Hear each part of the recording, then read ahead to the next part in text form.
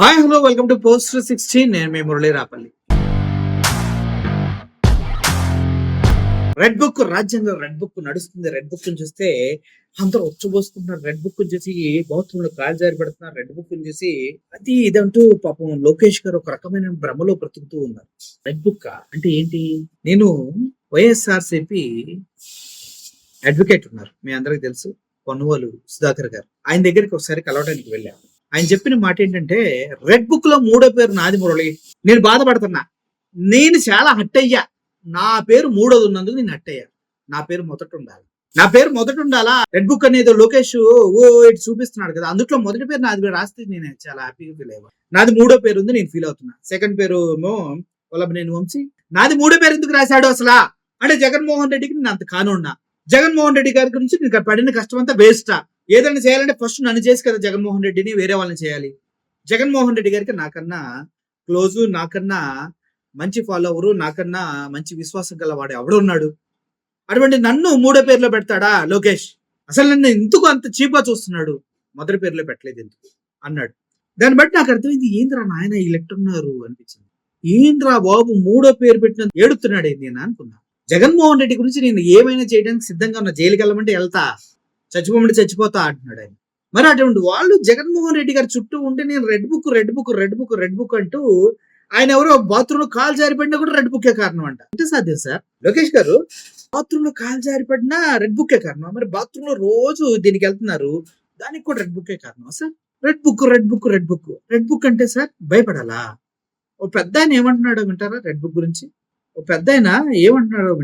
Red book గురించి? Red book చూసి ఎవడ భయపడతాడు? నా మీసం మీద ఏ కూడా ఇవ్వకూడదు అంట. మరి అటువంటి రెడ్ బుక్ చూసి ఎందుకు సార్ మీరు మూగిపోతున్నారు? ఎవడ భయపడతా? ఆంధ్రప్రదేశ్ లో రెడ్ బుక్ అంటే చిత్తుకాతికం అయిపోయింది. ఎప్పుడో ఆ డస్ట్బిన్ లో పడేసి కూడా 6 నెలలు అవుతుంది. ఎప్పుడైతే మీరు అక్రమంగా అరెస్టులు చేస్తున్నారో అప్పుడే దాన్ని తీసి ప్రతి ఒక్కరు డస్ట్బిన్ లో వేసాడు.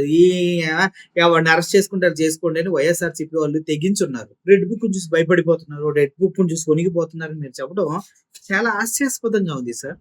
ఎంతగా వణిగిపోతున్నారో ఒక వీడియో చూపిస్తా చూడండి. లోకేష్ గారు ఏం మాట్లాడారో చూడండి. దానికి వైఎస్ఆర్సీపీ ఫాలోవర్ అయినా దాన్ని ఏ విధంగా రెస్పాండ్ అయ్యారో చూడండి ఒకసారి. ఈ రోజు ఎర్ర బుక్ కాదు కదా,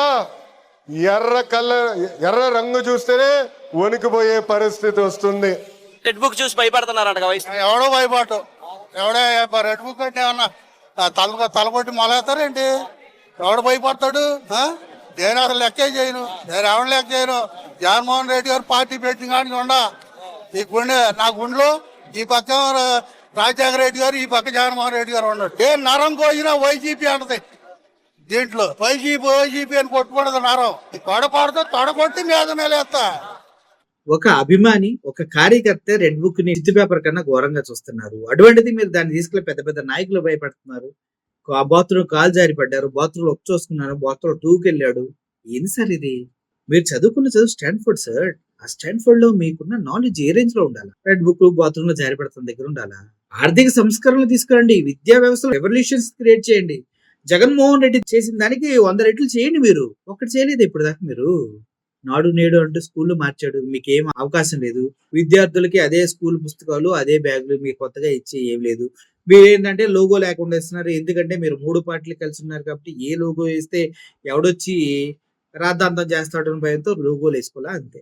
మా అయితే కోడిగుడ్ల మీద స్టాంపులు వేసారని చెప్తారు. కోడిగుడ్ల మీద ఆ స్టాంపులు ఎందుకు వేసారో కూడా నాలెడ్జ్ లేదు మీ అందరికి. ప్రభుత్వం స్కూల్ పిల్లల కోసం ఇచ్చిన గుడ్లని మార్కెట్ లో అమ్మడానికి వీలు లేకుండా ఆ మార్క్ వేస్తారు.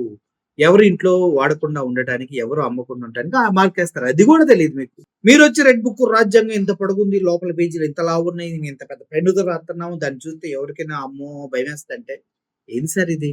ఎక్కడున్నాం సార్? రాజ్యాంగానే భయపడతలా, ఎవడెవడో మార్చేస్తున్నాడు. రాజ్యాంగంలో శిక్షలు పడతాయని తెలిసే మర్డర్లు, మానభంగాలు అన్ని చేస్తున్నారు బయట ప్రజలు. మీరు రెడ్ బుక్ రాజ్యాంగం, రెడ్ బుక్ ఏంది సార్ ఇది? మనిషికి ఒక రెడ్ బుక్ కొనుక్కుంటూ రాసుకుంటూ ఉంటాడు, అంత మాత్రం ఏమైనా ఇద్దా?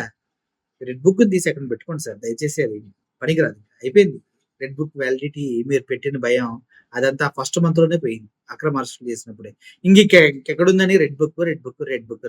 సర్లేండి, మీరు రెడ్ బుక్ గురించి మీరే మాట్లాడుకోండి, మీరే చూసుకోండి. Bye. Thank you for watching this video. Murali signing off. Thank you so much.